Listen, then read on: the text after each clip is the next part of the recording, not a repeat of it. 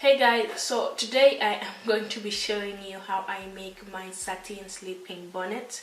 I started making my own bonnets because when I went to the beauty supply store, this is the only thing they had. They come in different styles, but the fabric is still the same. So that is when I started making my own, and I make them like this. This is an extra large satin bonnet, so whether you have a big afro, puffy hair, or extra long braids, they can still fit in this bonnet. So I'm just gonna go ahead and show you guys how I make it. This is style number 1. There are different styles, but today we are going to be making this one, and later in the future I'll show you guys how I make other different styles. So let's get started. So you want to start by taking a piece of wrapping paper, whatever you have in the house, or you can go to the Dollar Tree, dollar store and get some. What I'm going to do is I am going to fold it in half. Then I am going to take my scissors and I am going to cut it.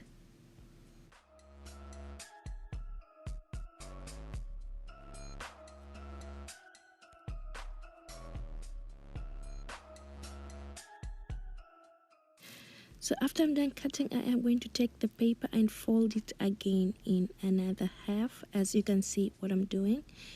And once I'm done, I'm going to take my long ruler and a Sharpie, or you can use a marker, and you're going to measure 14 inches on that side and put a tiny dot, and 14 inches on the other side and put a dot. So after that, I am going to take a piece of string.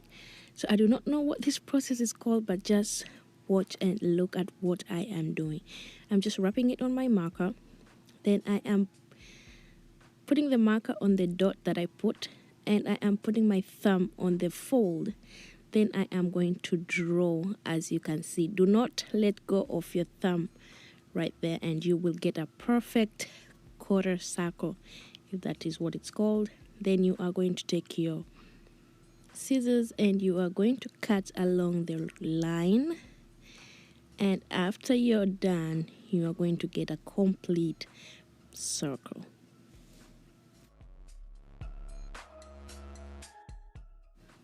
This is an option if you don't have wrapping paper. Take 4 regular papers and glue them using tape. Then when you're done, you're going to have that big piece, and you're going to take your ruler again and do the same steps. You're going to mark 14 inches on that side and 14 inches on the other side.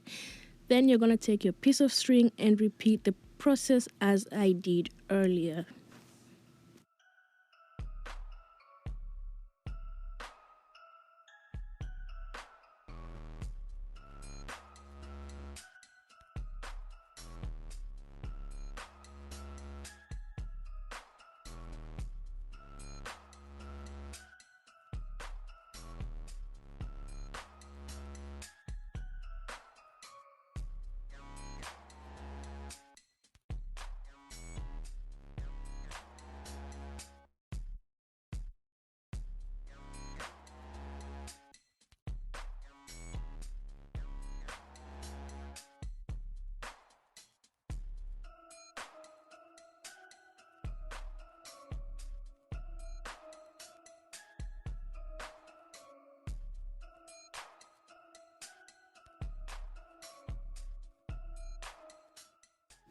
So now you have your 2 pieces of pattern papers.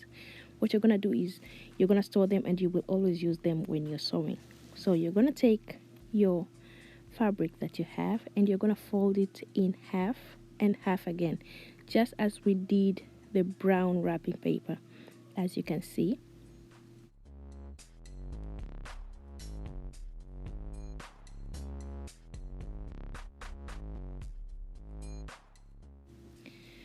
Once you are done, you're going to take your pattern paper and you are going to put it on your satin fabric so you can trace and cut it. So I am going to use those tiny things. I used them earlier. They're called washers, and they put a weight on your paper so you can correctly cut your fabric. So I believe we all know how to cut fabric. So lucky for me, I already had this gray satin cut already. So this is what I'm going to show you. I cut 2 pieces because I am making a reversible satin, like you can wear it on both sides. So what I'm going to do there is I am going to take pins. I'll show you in a bit. I am going to take the yellow pins and I am going to pin around the whole thing. Just keep pinning around the whole thing.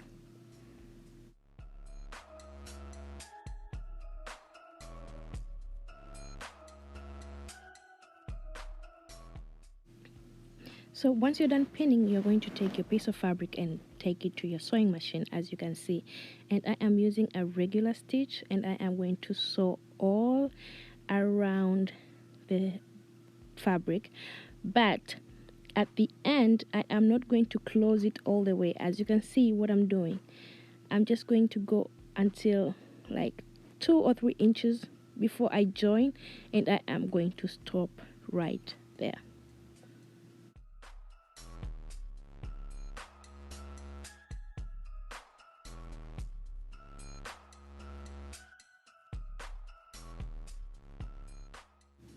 So the reason I didn't sew all around is because I wanted to turn this the other inside out. So as you can see, that space that I left, I am going to use that to turn it inside out. As you can see what I'm doing right there.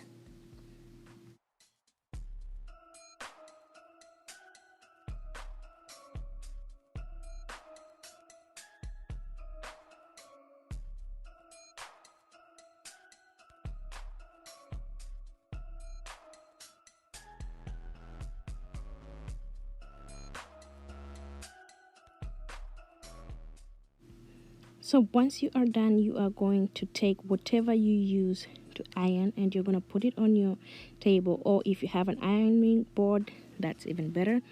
What you are going to do is you're going to iron your piece of bonnet, the one that you just did, your piece of fabric. I don't even know what to call it, but you're just going to iron, and I hope you all can see what I am doing. You want to stretch and pull out everything and iron.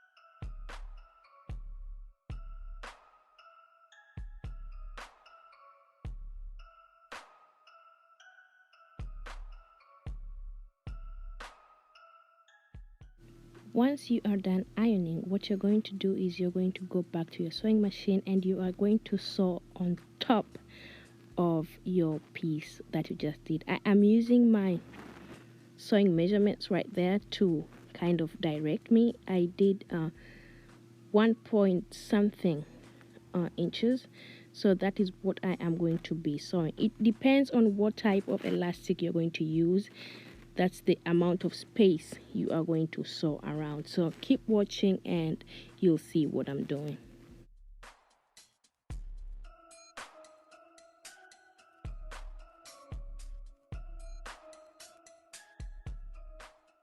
Remember earlier when we were sewing, I left that part, but on this second time, you are going to close it all the way. You are not going to leave any space.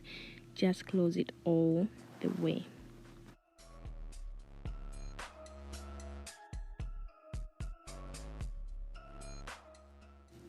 Next step is putting the elastic on our bonnet piece that we're just making. So depending on the size of your head, that's how you are going to measure your elastic.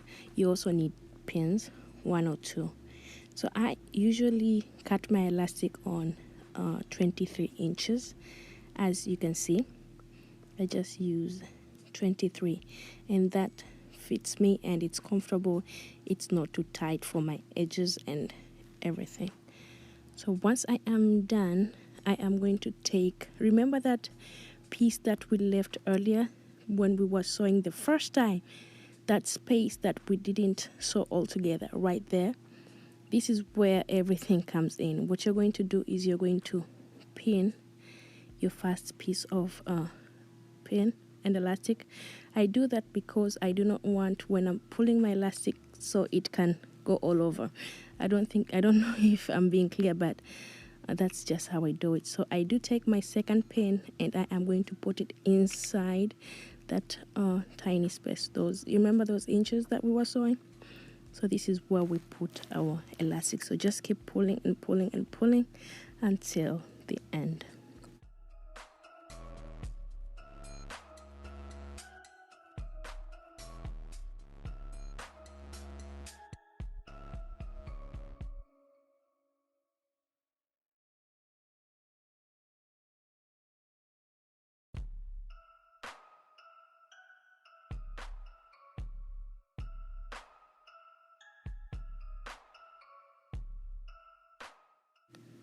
So we are going back to the sewing machine, and now we are going to sew our elastic together, and we are going to use a zigzag stitch, because when you use a zigzag stitch, it lets your elastic also stretch. So that's what I'm going to do. That is probably almost the last step.